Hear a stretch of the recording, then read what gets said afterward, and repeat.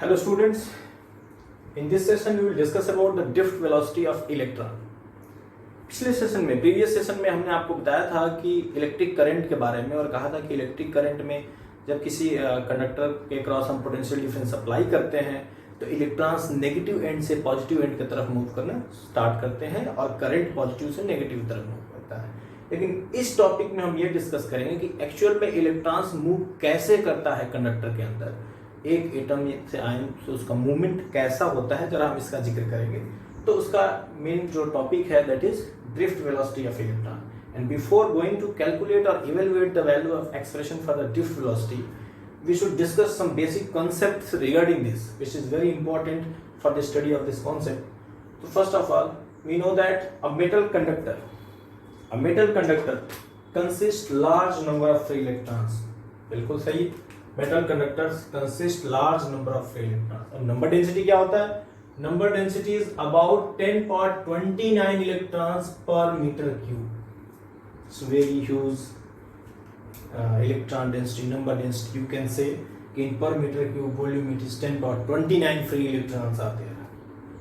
Now at room temperature पे देखेंगे अगर कोई कंडक्टर या कोई मेटल पीस यहाँ पे रखा हुआ है रूम टेम्परेचर के ऊपर, ये कोई मेटल कंडक्टर है आपके रूम में रखा हुआ है रूम टेम्परेचर पे, तो होता क्या है, दिस इलेक्ट्रॉन्स यानी जो फ्री इलेक्ट्रॉन्स इस मेटल कंडक्टर के हैं, हम इन फ्री इलेक्ट्रॉन्स की बात करते हैं, इन फ्री इलेक्ट्रॉन्स की बात कर रहे हैं, ठीक है। This free electrons moves in random direction में भाग रहे हैं, किसी का मूवमेंट इस डायरेक्शन में, किसी का मूवमेंट इस डायरेक्शन में, किसी का ये है, किसी का ये है, किसी का ये डायरेक्शन है, किसी का ये डायरेक्शन, रैंडमली मूव कर रहे हैं, clear. And average thermal speed, ध्यान से सुनिएगा कि रूम टेम्परेचर पे वो क्यों मूव कर रहे हैं, क्योंकि रूम टेम्परेचर के ऊपर उनके अंदर काइनेटिक एनर्जी है।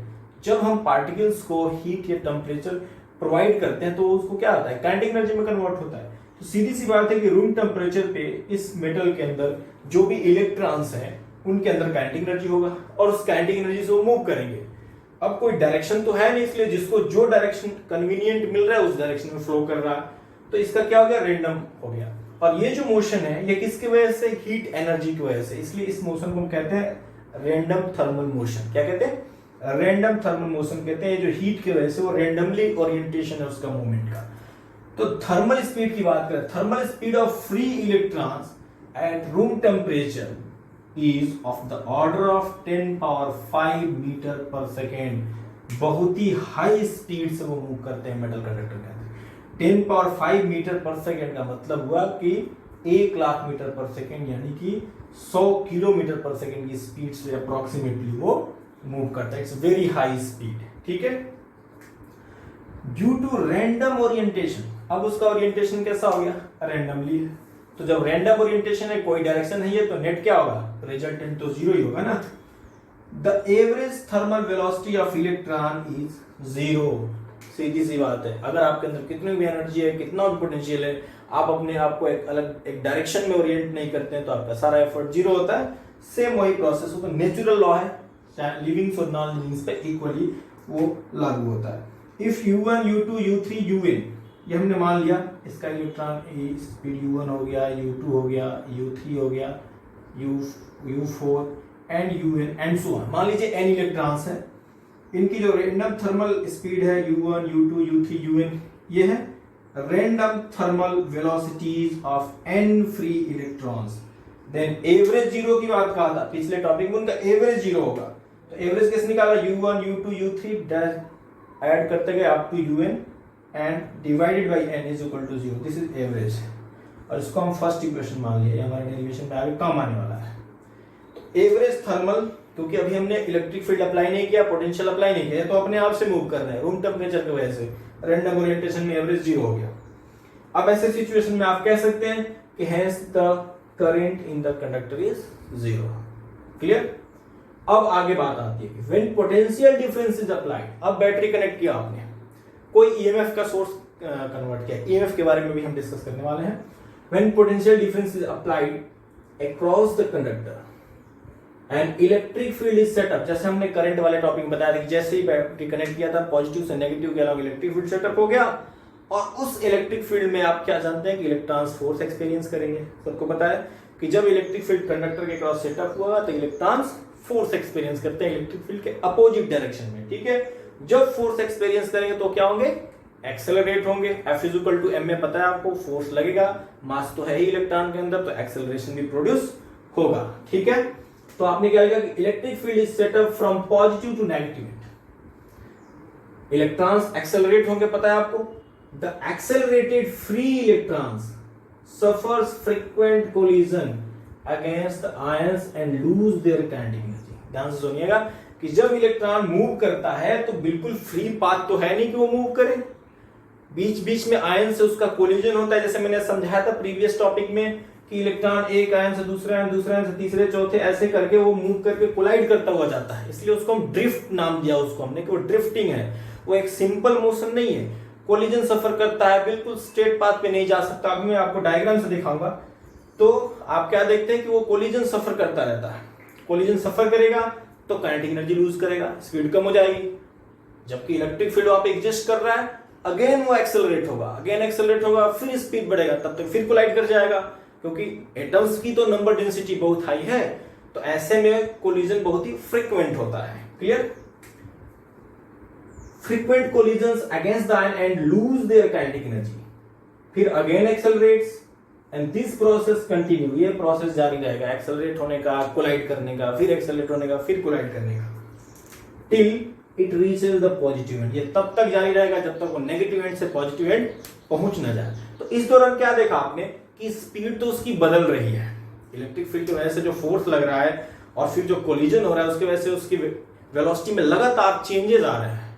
तो ऐसे में हम क्या लेंगे, हम एवरेज वेलोसिटी का कॉन्सेप्ट वहां पे हमें एज्यूम करना होगा कि हमें एवरेज वेलोसिटी की बात करेंगे, और उस एवरेज वेलोसिटी को हम नाम देते हैं कि वो ड्रिफ्ट वेलोसिटी है। तो अब ड्रिफ्ट वेलोसिटी की हम डेफिनेशन पे अब पहुंच रहे हैं, बहुत ही ध्यान देना है आपको कि hence the drift velocity is defined as the average velocity with which the free electrons get drifted towards the positive end of the conductor, clear, under the influence of external electric field applied। definition बहुत ही clear है कि drift velocity is defined as the average velocity, क्योंकि velocity change हो रही है, with which the free electrons get drifted towards the positive end, clear, of the conductor under the influence of external electric field। तो ये definition हो गया। अब definition से आप समझ गए होंगे कि जो velocity वो acquire करेगा इलेक्ट्रिक फील्ड में, जो वेलोसिटी वो अक्वायर करेगा, उन्हीं अक्वायर्ड वेलोसिटीज का हमें क्या करना है, एवरेज फाइंड आउट करना है, एवरेज निकालना है, और हमें ड्रिफ्ट वेलोसिटी की वैल्यू मिल जाएगी। तो अब समझ में आएगी कैलकुलेशन क्या करना है।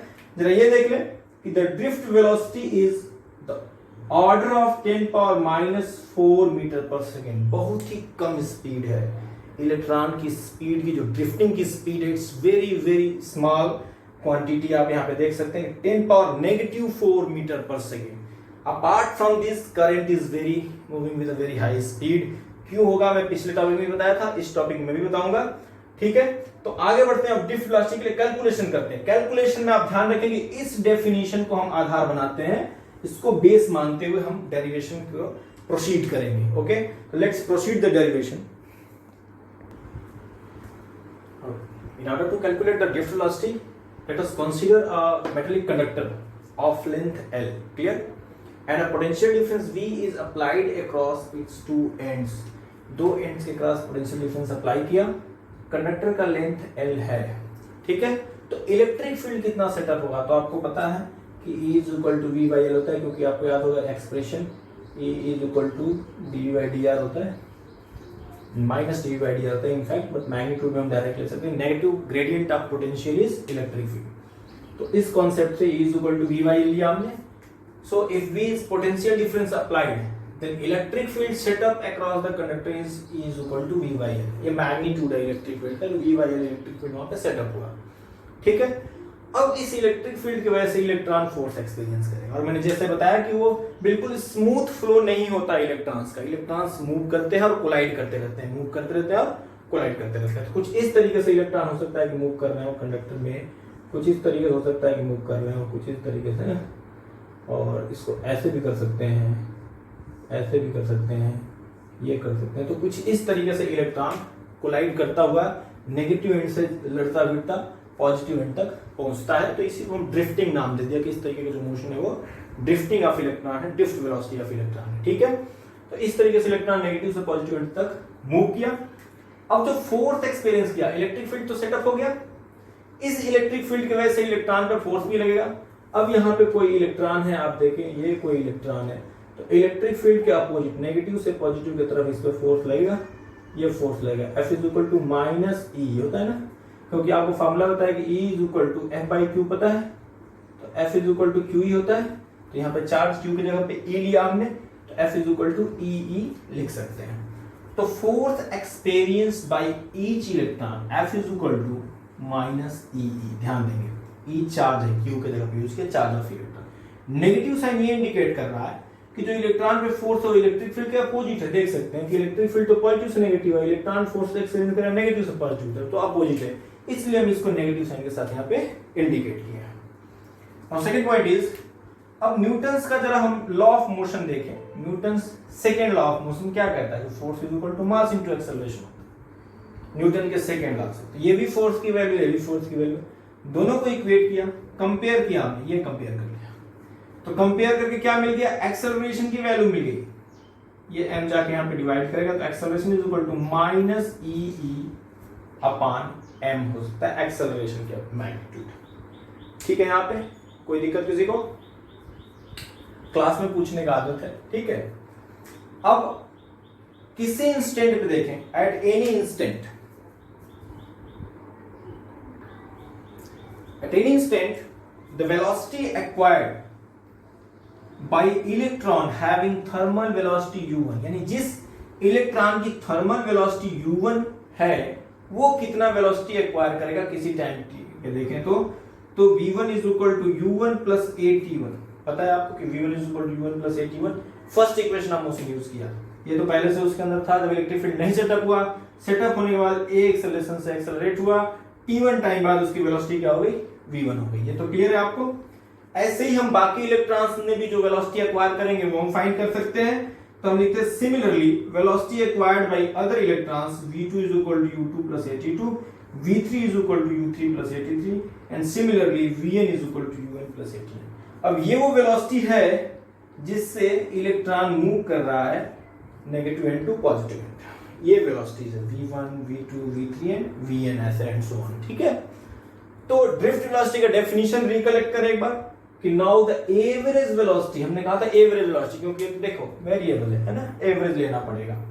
तो average velocity of all the free electrons under the effect of external electric field, clear, is the drift velocity. यानी इसको किससे डिनोट करते हैं? Denoted by vd।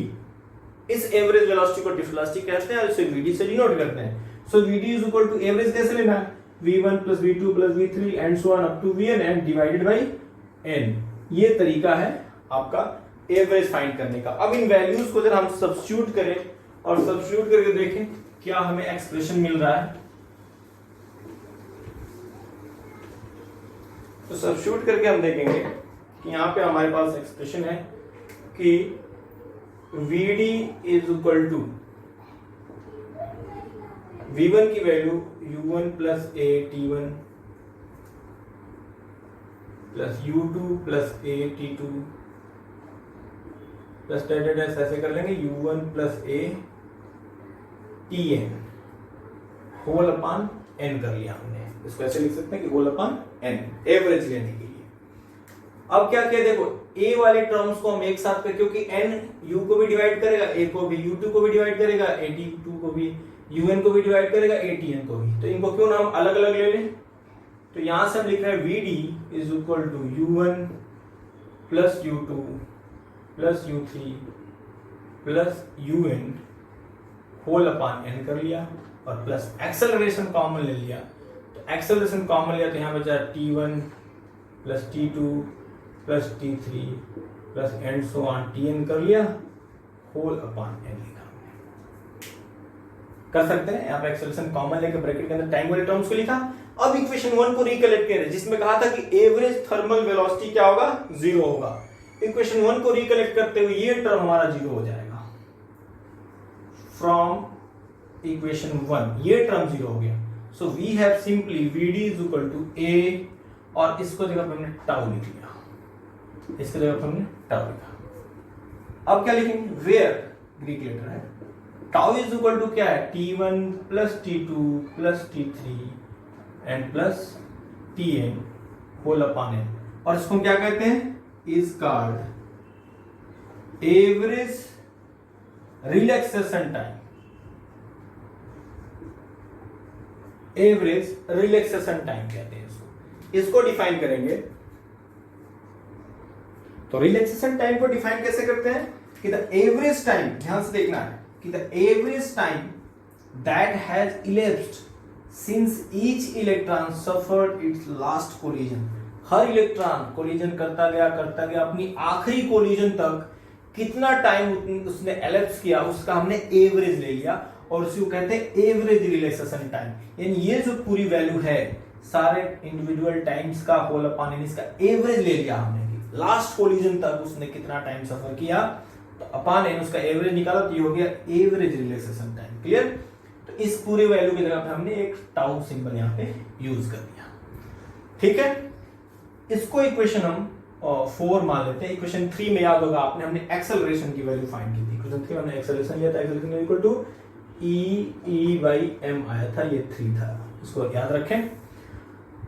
ये जो एवरेज रिलैक्सेशन टाइम की वैल्यू है, value is of the order of 10 power -14 second. Average relaxation time बहुत ही क्विक टाइम है, बहुत ही स्मॉल टाइम है, तो इसको आप देख सकते हैं -14 है, 10 पावर -14 सेकेंड, यानी average relaxation time is a very small time interval, it's very frequent collisions is taking place over there because of the high number density of free electrons and high number density of atoms is also. So now let us आप यहाँ पे लिख सकते हैं कि from 3 let us substitute the value from 3,